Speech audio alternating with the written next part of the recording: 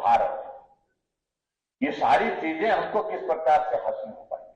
आदरणीय आचार्य जी हिमाचल प्रदेश में राज्यपाल थे, जब हमको इनका मार्गदर्शन उस दृष्टि से मिला, हम बैठ करके चर्चा करने लगे।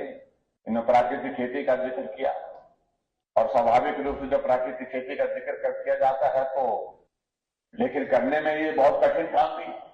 पूरा कृषि विभाग इसके साथ में जोड़ने का काम किया, उसका परिणाम है लगभग 2.25 लाख किसान इस समय हिमाचल प्रदेश में प्राकृतिक खेती से जुड़ चुके हैं। अब मैं गुजरात में हूं तो 2 लाख किसान वहां जुड़ चुके हैं।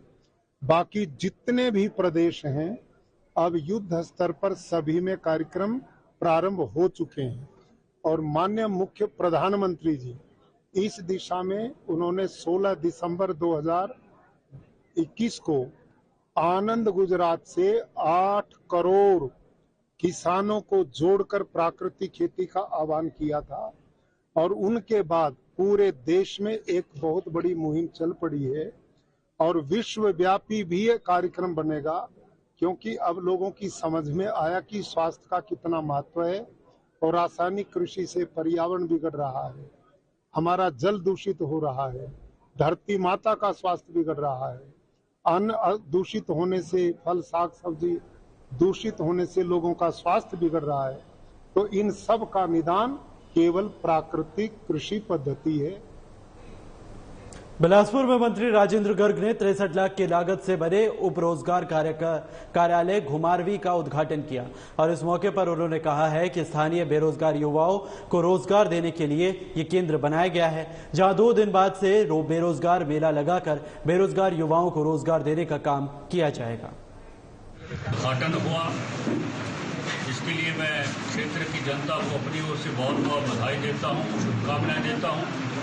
और हमारे शिक्षित बेरोजगार युवा जिनको शहर के बीच में जाना पड़ता था और वहाँ बहुत तंग जगह थी, अब एक खुली जगह में और अच्छी एकोमोडेशन के साथ यह भवन यहाँ मिला है और लगभग 36 वर्षों के बाद जो है, लंबे अरसे के बाद यह भवन बनकर आज लोगों को समर्पित हुआ है और लगभग 63 लाख की लागत से बनकर यह भवन तैयार हुआ है।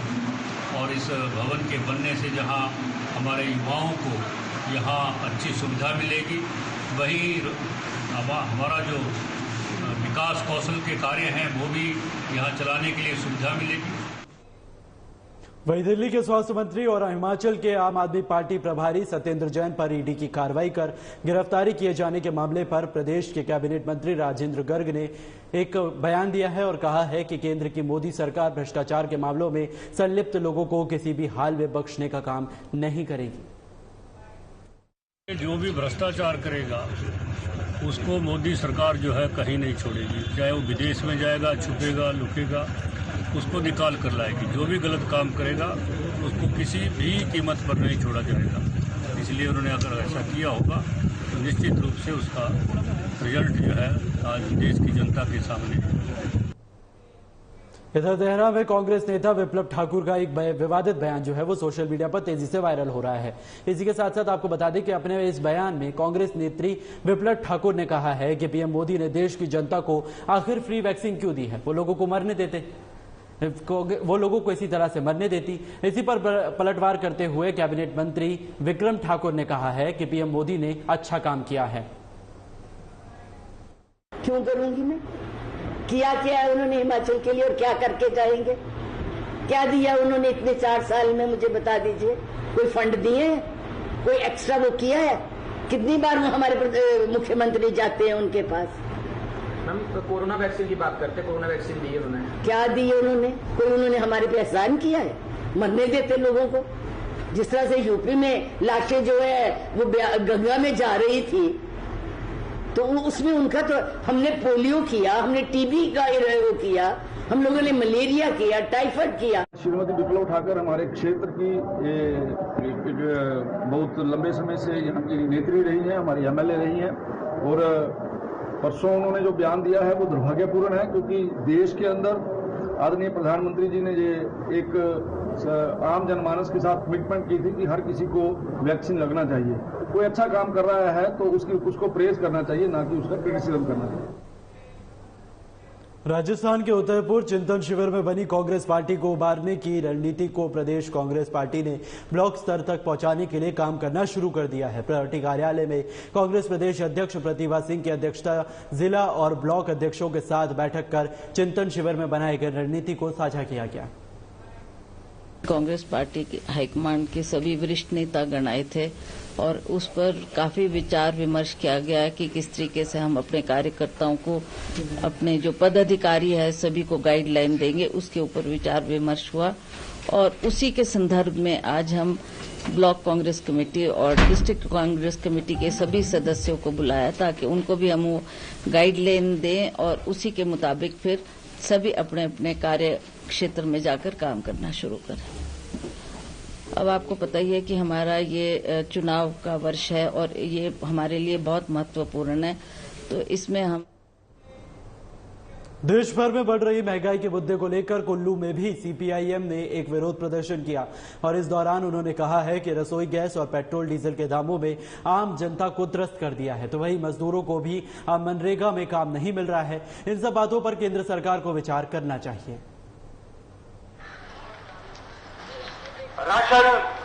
पूरे देश के अंदर महंगाई के विरोध में और केंद्र सरकार की जो जनता विरोधी नीतियों के खिलाफ अभियान करेंगे। उस अभियान के तहत जिला के अंदर हमने भी अभियान किया और हमने तय किया कि 1 जून को आज ये सांकेतिक धरना देंगे और ये धरना है जो बढ़ती लगातार महंगाई को।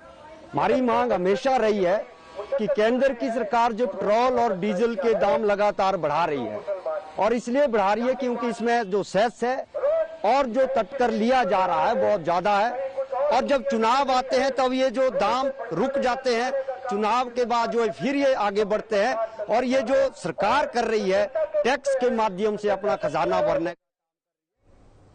बढ़ती महंगाई, बेरोजगारी, पुलिस भर्ती पेपर लीक घोटाले और स्थानीय समस्याओं के खिलाफ बुधवार को सीपीआईएम की सदस्य कमेटी ने मंडी में धरना प्रदर्शन दिया। सीपीआईएम ने इन सभी मुद्दों को लेकर प्रदेश सरकार के खिलाफ जमकर नारेबाजी की और महंगाई पर रोक लगाने के लिए सरकार के खिलाफ धरना प्रदर्शन दिया। इस पार्टी पूरे हिंदुस्तान में बढ़ती महंगाई के खिलाफ, बेरोजगारी के खिलाफ और भ्रष्टाचार के खिलाफ धरना प्रदर्शन कर रही है। देश में लगातार बेरोजगारी बढ़ रही है। पिछले 45 सालों के सारे रिकॉर्ड बेरोजगारी ने तोड़ दिए हैं और मौजूदा सरकार जो 2014 से पहले ये कहती थी कि हर वर्ष 2 करोड़ लोगों को रोजगार देगी, मगर पिछले आप देखेंगे 8 सालों के अंदर हिंदुस्तान में 45 करोड़ लोगों ने रोजगार की तलाश छोड़ दी है। नालागढ़ के गांव ऊंटपुर में एक शराब का ठेका खुलने से ग्रामीणों में खासा रोष देखने को मिल रहा है। ग्रामीणों ने कहा है कि पिछले 3 सालों से वो इस बात का विरोध करते आ रहे हैं, लेकिन उन्होंने इसी के साथ साथ कहा है कि यहां पर शराब का ठेका नहीं खुलना चाहिए, लेकिन यहां रातों रात इस ठेके को खोल दिया गया है। हमारे जो गांव ऊंटपुर में है वहाँ जो ठेका खोला जा रहा है वो जनता का सारा विरोध है। दरअसल नाइंसाफी है जो कि हमारे साथ हो रही है। हमारी सरकार सुन रही है, एसडीएम साहब के पास भी गए, जो हमने पहले वो कैंसिल करवा दी थी वो आज फिर से खोला जा रहा है जबरदस्ती से।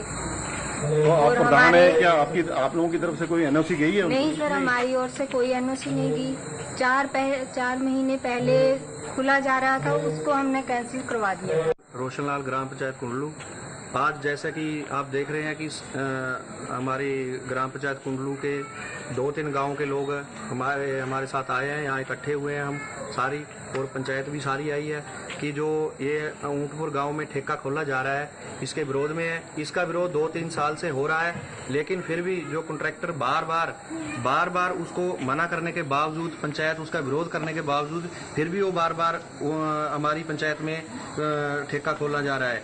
और हम सारे गांववासी, सारे ग्राम पंचायत कुंडलू वासी इसका विरोध करते हैं। जैसा कि गुरुजी ने बताया कि वहाँ 100 मीटर के दायरे में स्कूल है और वहाँ जहाँ ठेका खोला है वहाँ वो NH के बिल्कुल साथ है। ये PWD रेस्ट हाउस में यहाँ पे हमारा अदरवाइज एक मीटिंग थी। यहाँ पे पूरे गांव के लोग हैं, काफ़ी आसपास के भी लोग हैं, तो उन्होंने अपना पॉइंट पुट अप किया है थ्रू मेमोरेंडम कि क्या क्या इश्यूज हैं उस ठेके को लेकर के।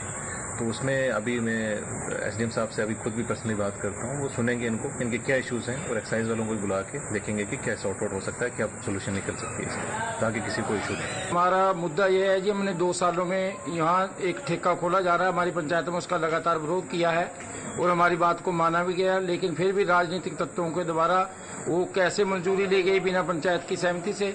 पंचायत ने उसके रद्द के कागज भी दिए हैं कि ये रेजुलेशन जो कैंसिल किए हैं, जो उन्होंने मतलब किसी ढंग से कैसे लिए थे हमें नहीं पता उसके बारे में। तो वो किसी सभी पहलुओं को मद्देनजर ना रखकर उन्होंने क्या किया कि उसकी परमिशन 21 मई को कागजों में ले रखी है, जो कि बिल्कुल अनुचित है, जब किसी भी वार्ड पंच, किसी प्रधान, किसी उप प्रधान को बिल्कुल विश्वास में नहीं लिया गया है। और इसी के साथ हिमाचल प्रदेश के इस खास बुलेटिन में मेरे साथ फिलहाल के लिए इतना ही। देश विदेश की तमाम अहम खबरों से जुड़े रहने के लिए देखते रहिए साधना प्लस न्यूज। नमस्कार।